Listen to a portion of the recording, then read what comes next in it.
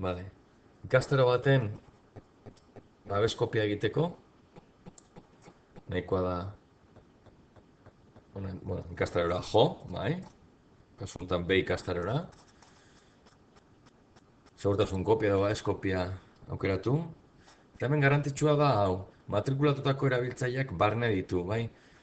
Hau da, administratzaileak egiten dituen kopietan aukera hau dauka.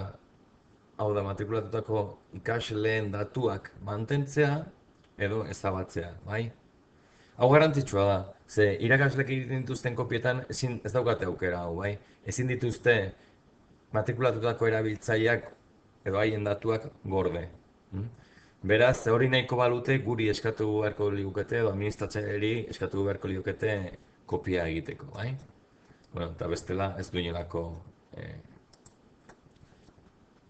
zailtasunik, bai? Pausuak egiten jarraitu, bai?